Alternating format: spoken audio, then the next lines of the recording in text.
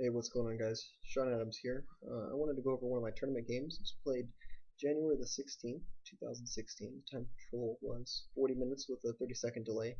So it's a standard rated game, but the time controls are kind of quick. This was the fourth round, so 4 out of 4. It was a Swiss tournament, and I'd actually had a really good tournament. I'd demolished my previous competition. I beat a 1900. I beat a 1700, and I beat an unrated player, and so now I'm playing for the gold right here. My opponent had 2.5, and I was at 3. So all that I had to do was either get a draw or a win, and I tried to opt for a win. My opponent is a pretty strong player, actually. He's a brilliant tactician, and knowing that, I tried to steer the game away from tactics, so I opened up a little bit of a different surprise opening. He goes in for the Sicilian. He's always going in for the Sicilian or some very sharp line. So I play the C3 Sicilian or the Alapin variation, kind of taking all the fun out of the Sicilian, the tactics, all that kind of good stuff. So he goes knight f6, I gain space. This is all pretty well known. e6, it's been played before, but practice has shown that it's really not the most concise try. He's not attacking my pawn chain, he's not developing any pieces, he's just allowing me to gain more space with a tempo too. So the knight kind of has to go to the square. The knight can't go to c7 because after I push this pawn here, I was pushed again. I guess you could try and contest it in the center, but the knight looks awful there. I mean, I wouldn't recommend it.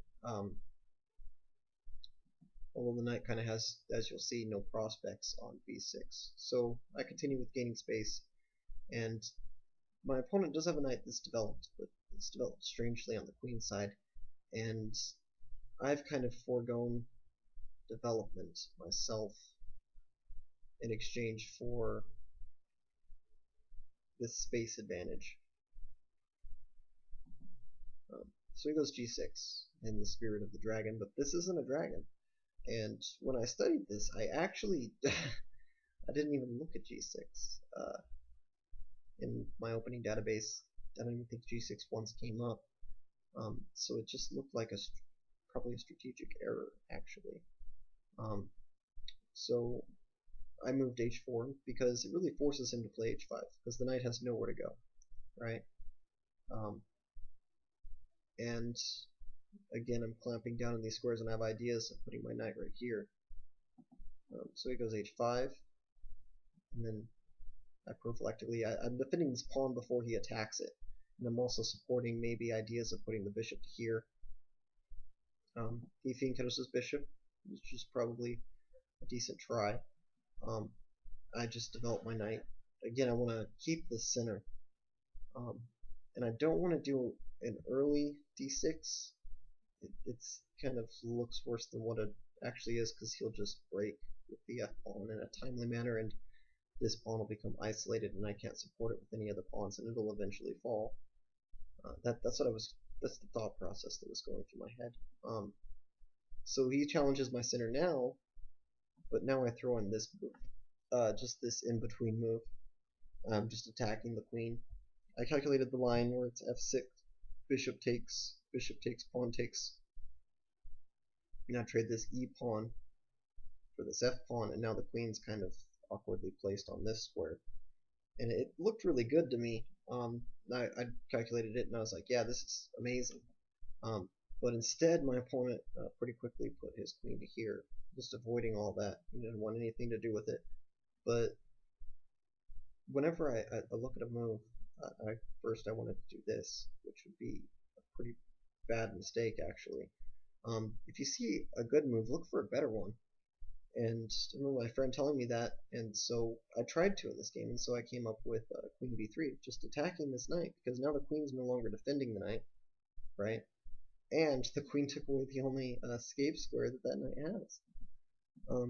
So he defends it with the rook, because he doesn't want to move the queen again. I'll just try to get as many tempos as I can. If he goes queen to there, I'll just do pawn takes. Get the queen to take, and probably I'll take again. Maybe let me show that. so if he goes queen to here, it's going for something like this, and this is what I'd analyze, and it's just you losing all this time, and his queen's kind of stuck to defending that knight, and I get a really easy game with a pretty big positional edge, I believe. But yeah, instead he opts for defending it with the rook, which is what I'd calculated. And now this pawn's kind of a liability, so I decided to just swap off my liability pawn, so it's just for another central pawn. And I calculated, of course, queen takes, and then I bring the rook over to d1, and I'm threatening all sorts of really cool stuff. I could also put the knight to here to chase away the queen. All kinds of fun stuff happening all over the place now. He went for bishop takes knight just to prevent the knight from going into there and alleviating pressure over here, but we see that this is actually a pretty big blunder too. Excuse me. Because now I'm attacking the rook, and his dark squares are monstrously weak. He castles and kind of challenges me, saying that I can't take advantage of this, so I just threaten mate in 1. And there's two ways to defend this. First is what my opponent tried, but this just loses the rook immediately, because the rook is immune, as we'll see in the game. My opponent, out of frustration, pretty quickly took this bishop. And queen check. The king has no squares to run to except for this one. The queen blocks up all the squares, and so does the pawn.